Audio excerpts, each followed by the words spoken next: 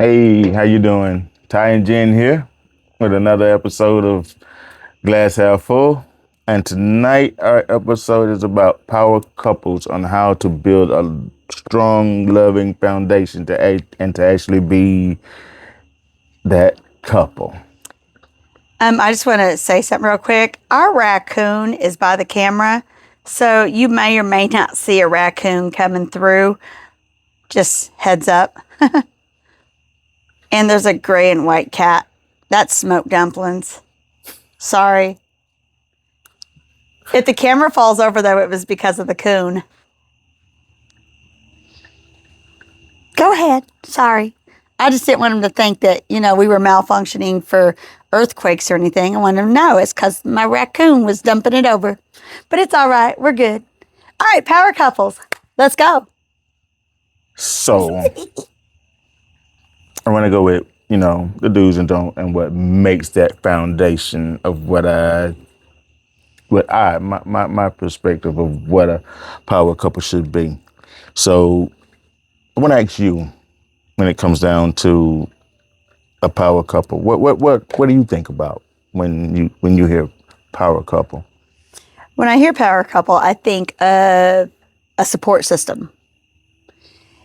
And that is a mental support, emotional, that's a physical support, that's being able to take the weight off of each other and let that counterbalance go back and forth. Right. It's not always you carrying it. It's not always me carrying it. It's just a really great balancing act between the two. When you say balance, is that as far as like what, 50-50, you two, 50-50, 75-50? So what do you think? Sometimes it's 50-50. Sometimes it's 90-10. Sometimes it's 70-30. Sometimes it may be 40-40, and you're looking for that other 20% that you can't find because of what you may or may not be going through at the time. Right.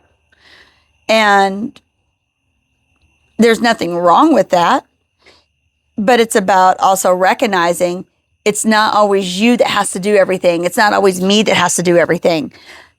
It's about balancing and being there for one another. Right. So when I think power couple, I'm not thinking two powerful people that you've put together and now just because they're two powerful people together, they're working. Just for example, I would want to use like J-Lo and Diddy. Two powerful people, you put them together and you're like, oh, they're a power couple. No, they're not. She's a powerful lady, he's a powerful man, yet together they were never a couple on that part.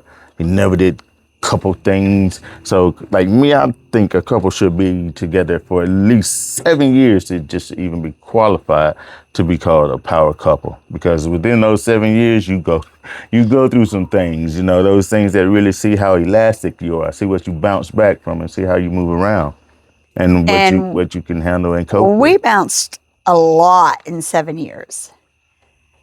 We built a foundation. There was some sand, there was some concrete, there was some pebbles. A lot of mud. A lot of mud. A lot of mud. No dirt, just mud. Just mud.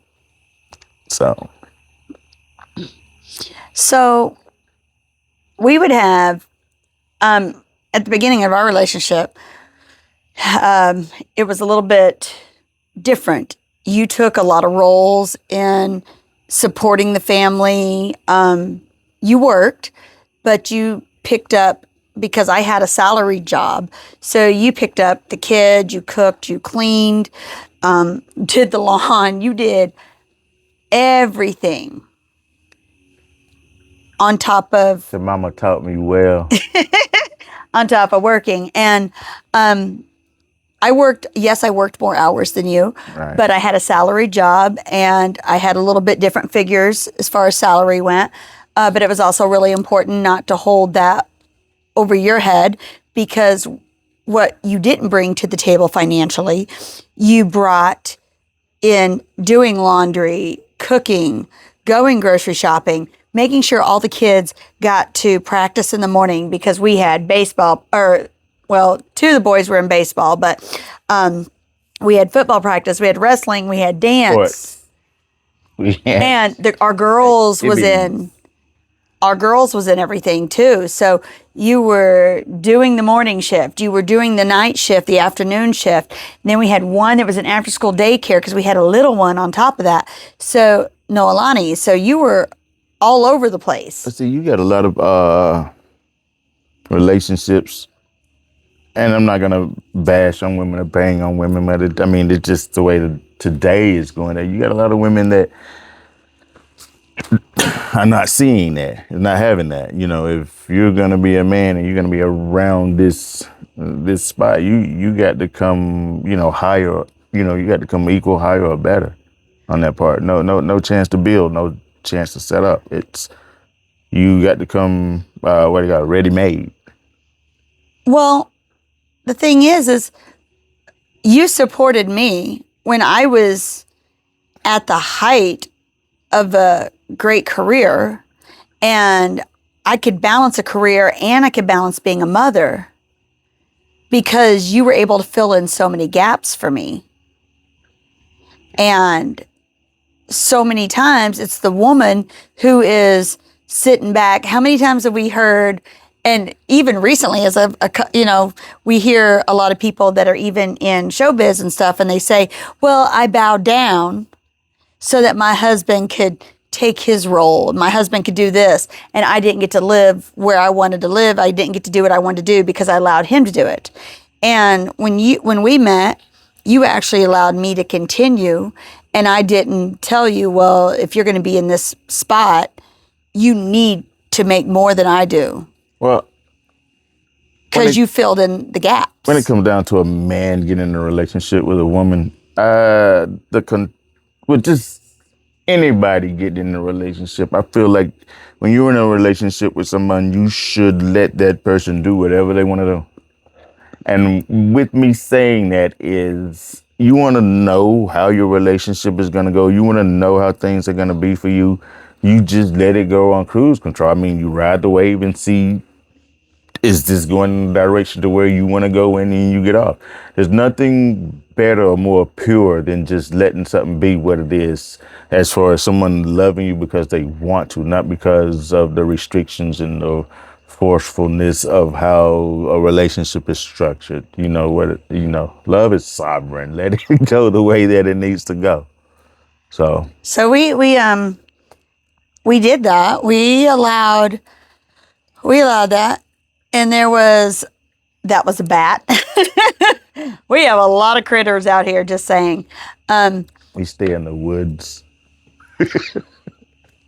So we did that, and it was a lot because we had a lot of people that stepped in to try to help us, because we went through a lot at the very beginning of our marriage.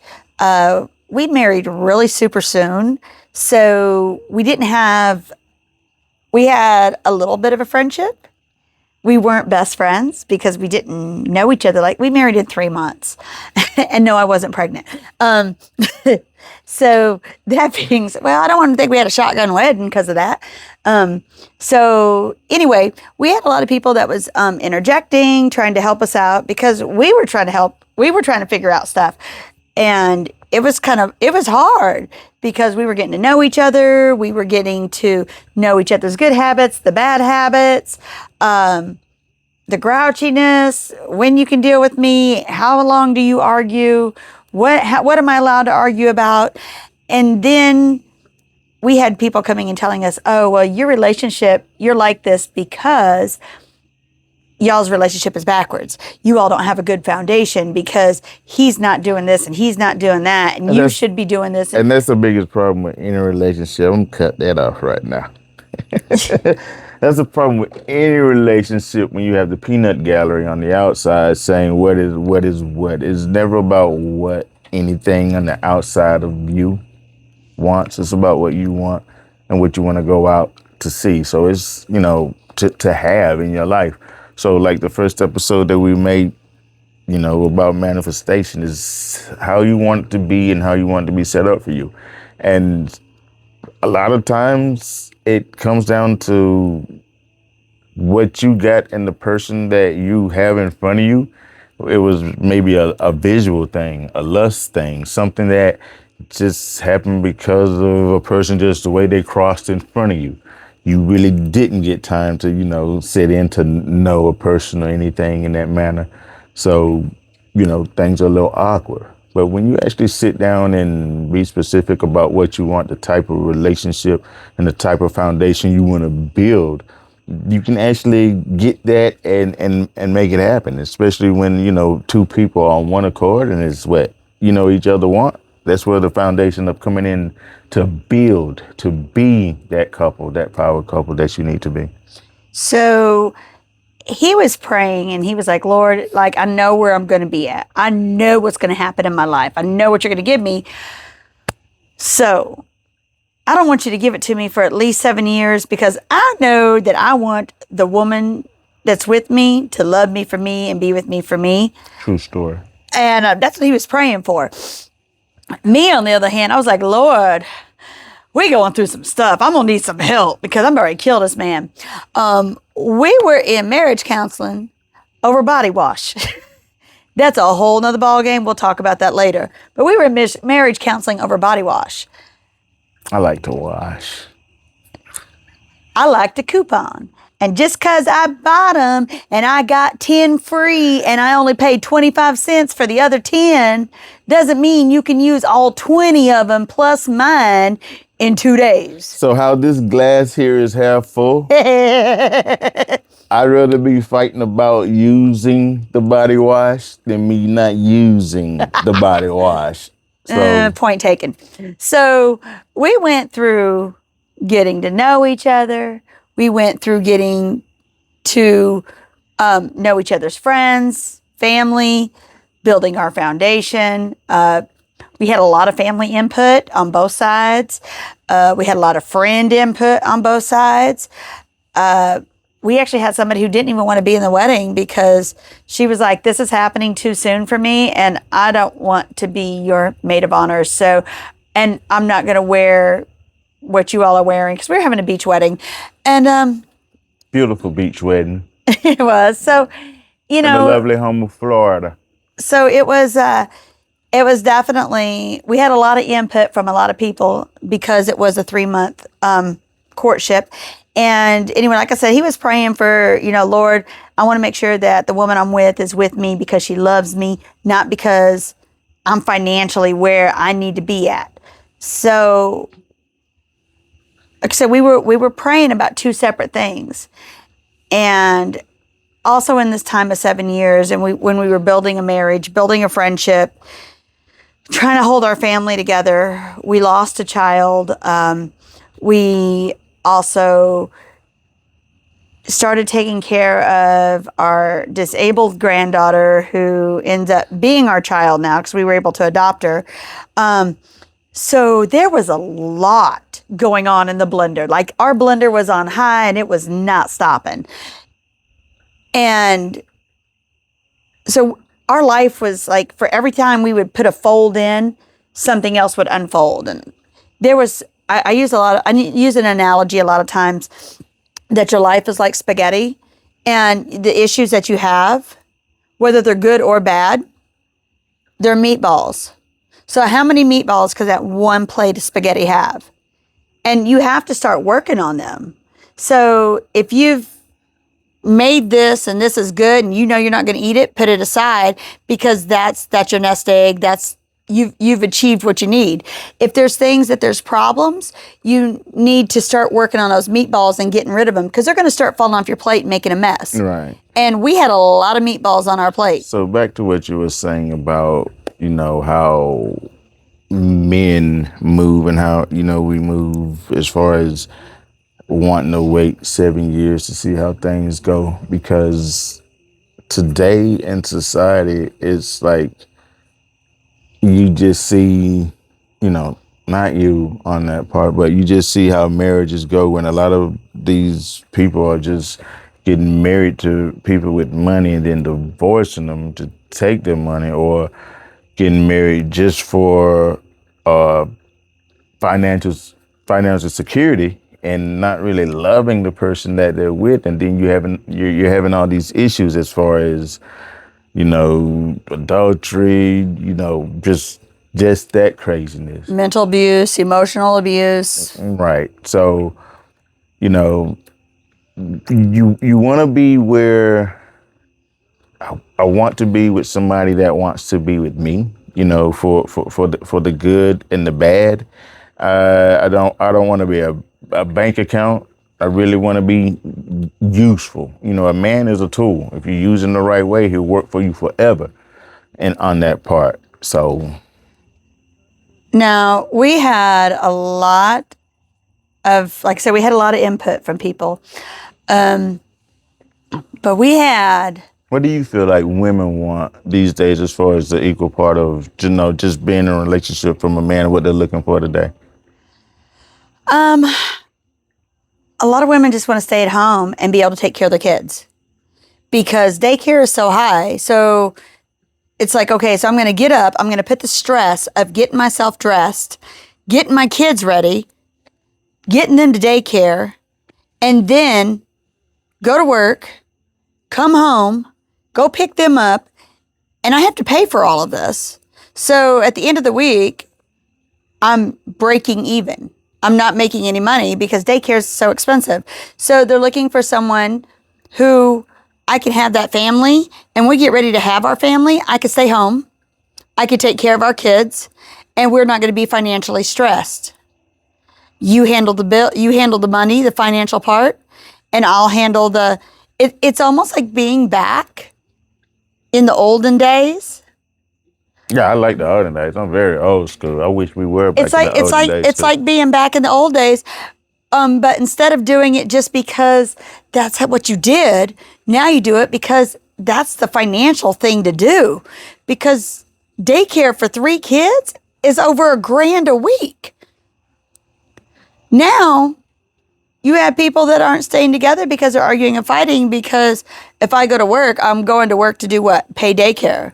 And then I'm still supposed to come home, take care of kids, cook, clean, and all my money's doing is going to take care of the kids so that maybe I can have Social Security later on in life.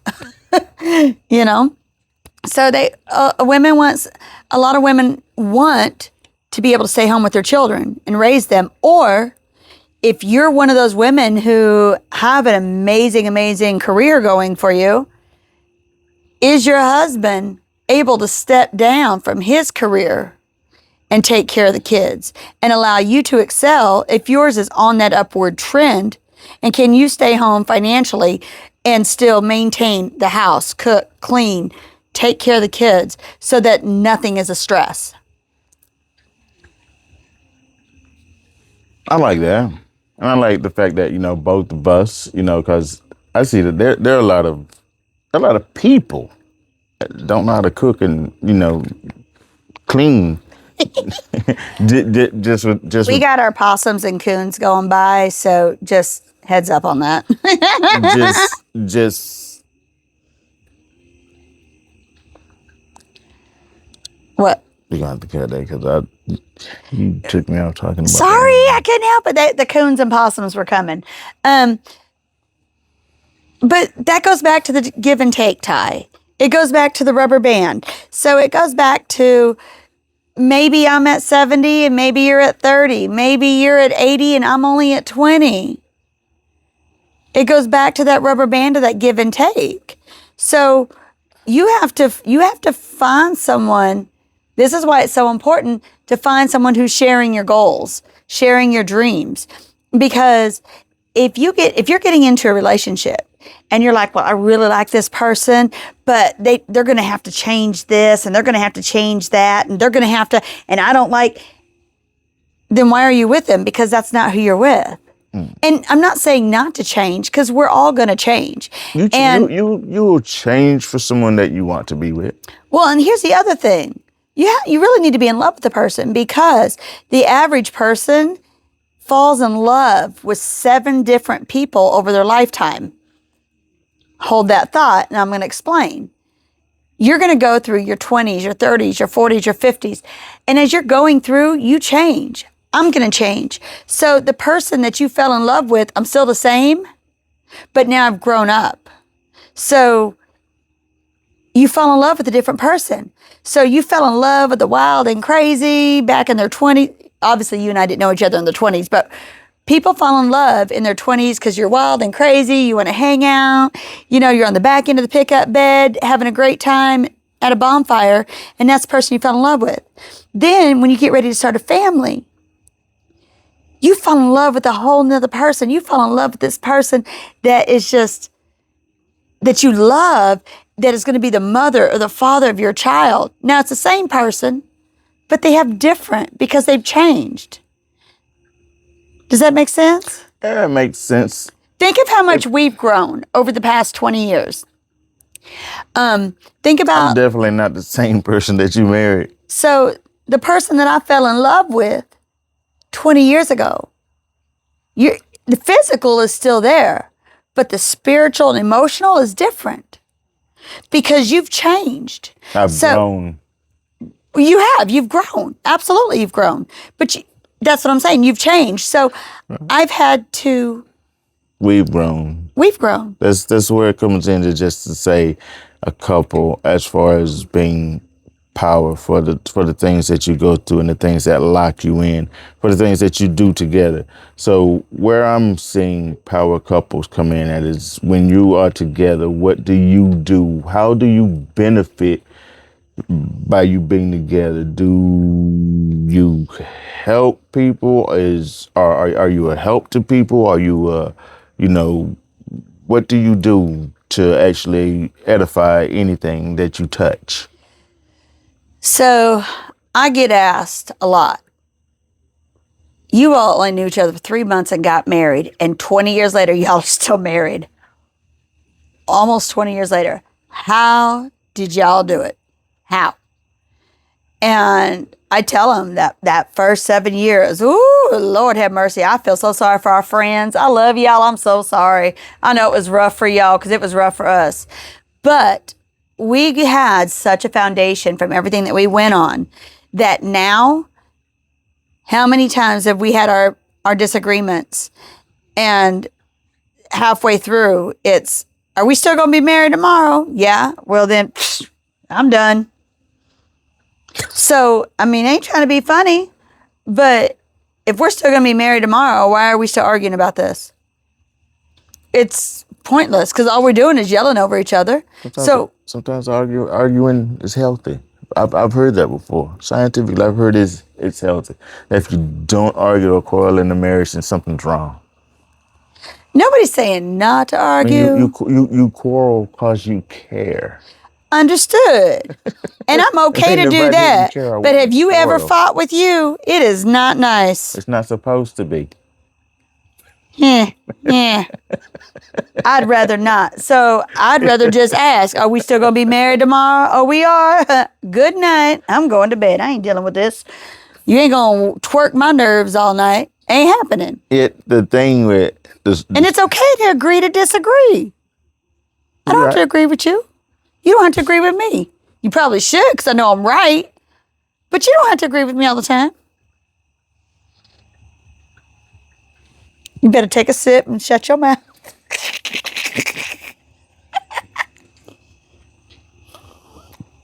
But no, in all honesty, yes, disagreements are healthy. That's a part of the learning process. The learning process is learning how to say no, what way to say no, how to form it in different formats to say no. When you're married to a woman, it's like just try to find a way to smooth it in. The best thing you can ever do is try to find a way to say no, or the best way to say it. I don't take rejection lightly. Being honest.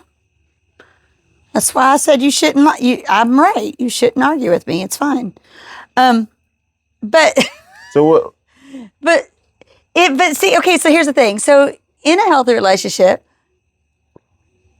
If you see that you're already not agreeing on the subject, agree to disagree. Be big enough to bow down. Because right now, you're starting to blow up because that person ain't hearing that I don't agree with you. The other person is not hearing because I know I'm right and this is how I do it and this is how we're going to do it. And you two you're both yelling at each other so much that you can't even hear what each other is saying. So agree to disagree. Call it a night. So I'm not saying go to bed mad.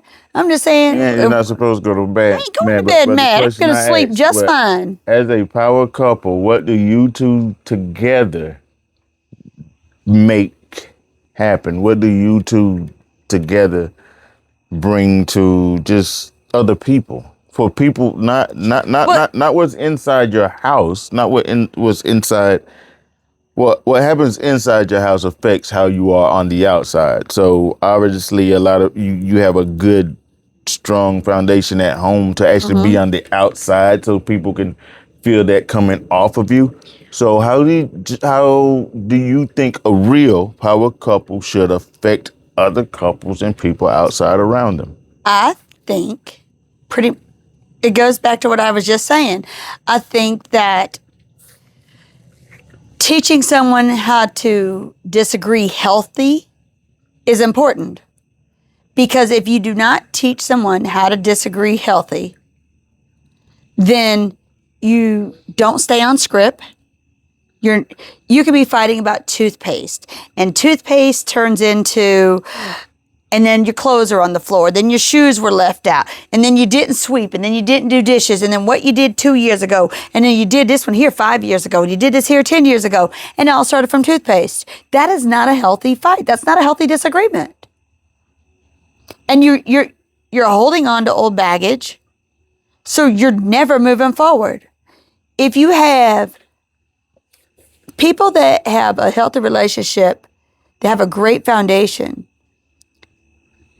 I feel should teach people how to disagree healthy. I don't even want to say fight and argue. I want to say disagree healthy, because fighting and arguing is just ugly and nasty.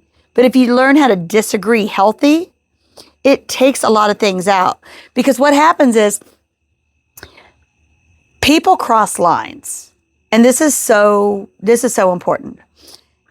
If you think back to something that you've done in your life and you were so scared to do it, you didn't do it.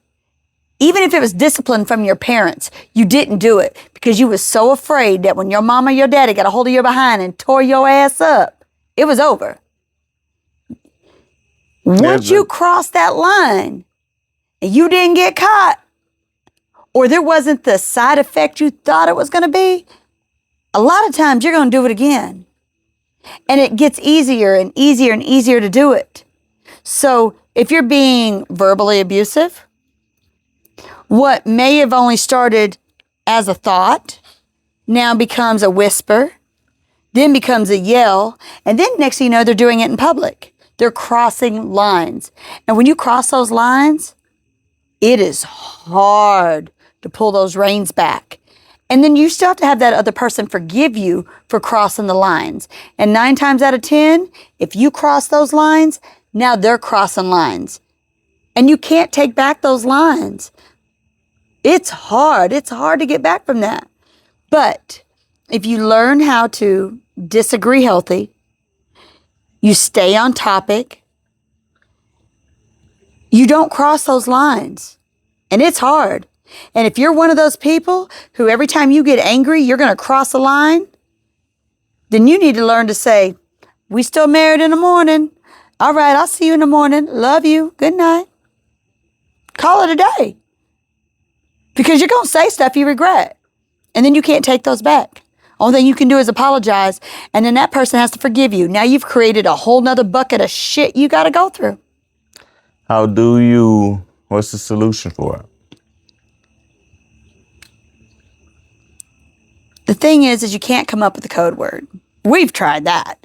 Can't come up with a code word because as soon as you come up with a code word, it's, oh, now you're trying to shut me up. And that goes both ways. So it's stop and think about. And it's hard. but it's self-control, it's prayer. It is a lot of prayer. It's, to me, it's, let us find a way to get on one accord. Let us find a way to where when my right hand move, your right hand move also. When my left foot move, your left foot move also. So we've been in a lot of, now where we're at now, not the beginning. The people that we shaped out to be, the people who we are. Or when I come home with something you want you to eat, you pull something out of the refrigerator. It's the same thing that I brought home to to eat.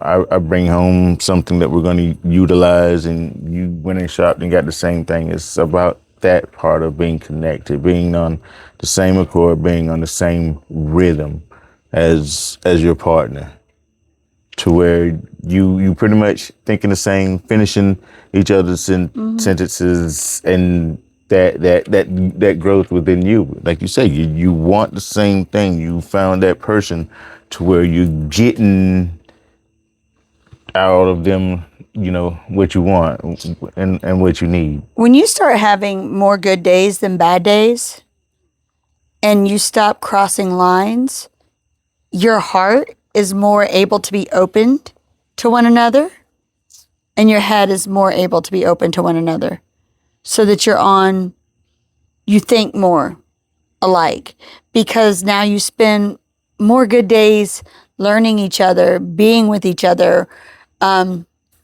exchanging pheromones with each other. So fast forward to you're building. Say now you have built. Okay. What do you do with what you have built? You share the knowledge. You share the knowledge. You share the knowledge of how to get through the good times. And when I say how to get through the good times, it doesn't mean, hey, right now we're financially stable, so a good time is I'm going to go blow all the money and we're just going to take all the vacations, and then it puts you back at a bad time. So getting through the good times means going through the long haul, still keeping a plan of action, still being there for one another, supporting one another. What's our next step? This is a great time for us. There's nothing wrong with ever wanting more. There's nothing wrong with being hungry. Mm-hmm. You just don't want to be a glutton. But there's nothing wrong with being hungry. So this is a really great time for us. So what's our next step? What's our next adventure that we're going to go on? And having a plan for that. If it's, and it's sharing on how to do the good with the bad. Right. Understood. But it's also surrounding yourself with couples that think like you. If you surround yourself with couples that don't have the same beliefs as you, sometimes it can be very hard to stay on the track you need to stay on. Nah, I'm sorry, baby. I love you to death, but I'm going to agree to disagree with you on that. Well, because I feel like I can go in the midst of monkeys, and the light that we gonna give, understand, it's gonna make everybody else, you either gonna get out the way of that light, or you gonna be a part of the light. Understood. But here's the thing. Not everybody is going to be as strong as you. But that's where they need to be. And that's where not everybody, but everybody has a journey. And the strength that we have now is a different kind of strength than we had 8 years ago. Exactly. 10 years ago. That's exactly my point of where I didn't use the term couple. I didn't use the term strong couple. I used the term power couple. So using that term is where when you walk as a couple, that light is around you. Even when you walk by yourself, when you're not with your wife, when you're not with your husband, when you're not with your spouse, that light is around you. So people just know. You know, don't mess with her. So, Don't mess with him. and I tell you this all the time, and with both of our jobs, with what we do currently, I'm not going to say we're in compromising positions. I'm going to say that if we were not the people that we were, it could be questionable. And you and I have both talked, and we've both said that what I do when you're not around, I represent you. I represent my marriage. I represent my other half. I represent my better half. So whenever I'm not with you, I know what lines not to cross. I know that I represent you, Right. and that I'm not going to put my marriage or my beliefs, I'm not going to put my integrity in question because I'm representing us, even when us is not side by side. And that's exactly, my point on that part of, how do we see, how do I see, how do people see on how that reflects? Because, I've seen a lot of examples where people throw up the phrase, oh, they're a power couple. And I'm like, how? Like, no. So it's like the dimensions of just because they're two well-known people or two people that has this on their end and this on their end, because they've been together, you probably just got just made a big bomb, a big kaboom, because they're not gonna clash well together, because sometimes you just got two alphas that just can't make it work.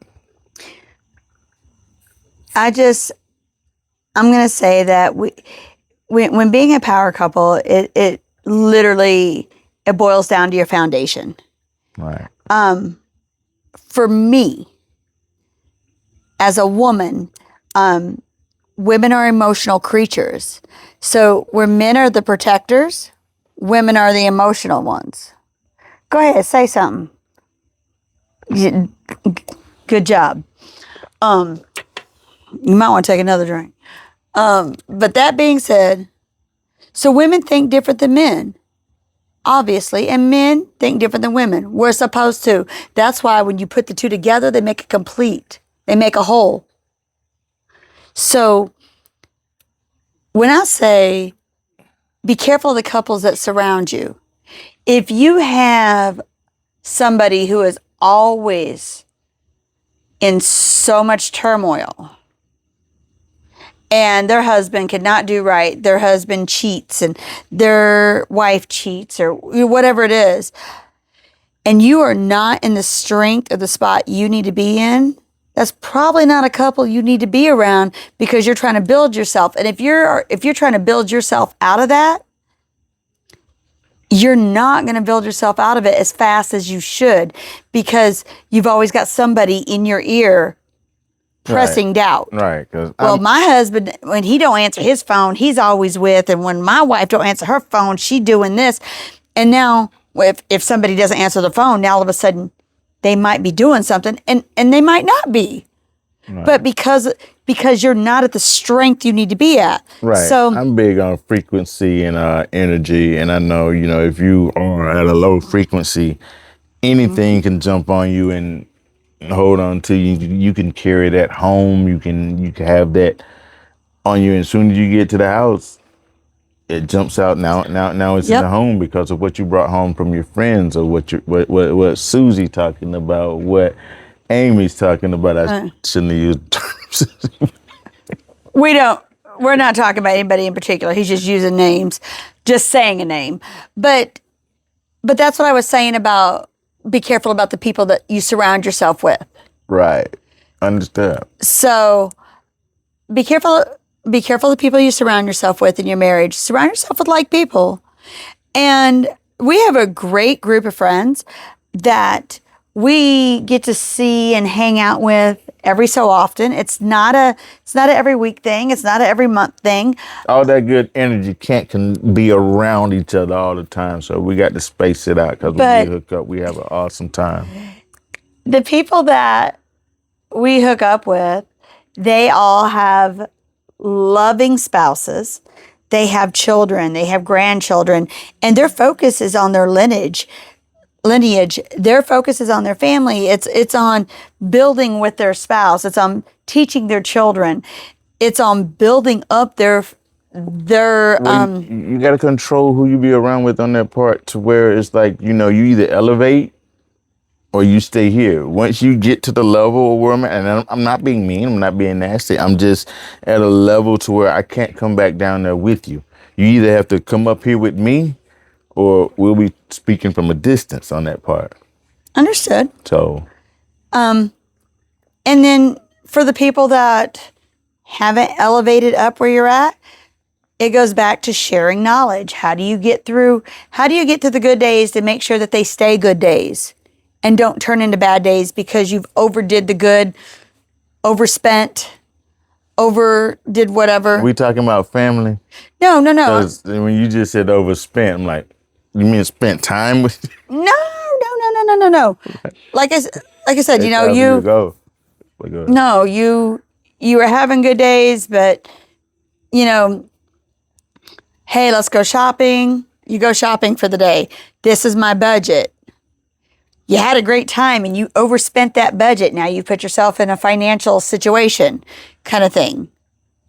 So how do you get to the good days? How do you get to the bad days? How do you make sure that your good days don't turn into bad days? I got a remedy for that. It's my remedy. You're not taking my credit card away. No, you always think of the glass half full. There's always a good side to any issue there that you're in. They say God always make a way out. So that's the half full part of it. Just know that whatever trouble you in, there's a way out of it. That is true. So just be mindful of your foundation. Be mindful of the people that you're allowing to step on your foundation, to step near your foundation. Right. Be mindful of that. Burn And sage in your house. and in your foundation, disagree healthy, because if you are fighting like cats and dogs and you're crossing lines, you're putting a crack in your foundation that has to be repaired. Your concrete has to be repaired then. So be careful how you fight. I cannot stress that enough. In our younger years, we were young and we were trying to figure it out. And there was a lot of unhealthy disagreements, whereas we had it felt like every time we repaired a crack, there was another crack. And once we changed our mindset, once we changed who we were to each other, once we just started meshing that all together in the right ways and just started saying, you know what? It's okay if I submit to you. Submitting is not a bad thing. And so many people are like, I'm not going to give in. When I let my guard down and I have to submit, I'm showing him that I love him, and vice versa. When you're submitting, when that is true love. When you submit to one another, that makes you so vulnerable. What? What? I was it was No, you over here laughing. I was not laughing, I was wiping tears. It was just moving what you were saying, because I really feel that. Because it's true story I feel it. So go ahead. You were just smiling. I didn't know what you were doing behind them glasses. But submitting is showing, you know what? As much as this is what I want, I'm going to bow down. I'm going to let you have this. So I don't know who needs to hear this somebody need to hear this. When you say the word Pharaoh, that's like one of the wildest things that you could ever encounter. So when you're thinking when a woman, let me correct myself on that. I don't want to get beat up by women out there or what. When you run into feral people and you have feral people that can actually say, I'd submit.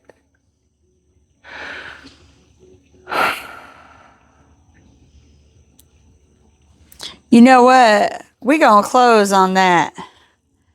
Cause you gonna make me look weak in a minute, and I ain't No, trying to be weak. that is not weak because I was actually gonna say on that part, just one of the biggest things that affects a relationship on the downward spiral, which I don't really like to talk about down. I always like to talk about what's up, what's half full.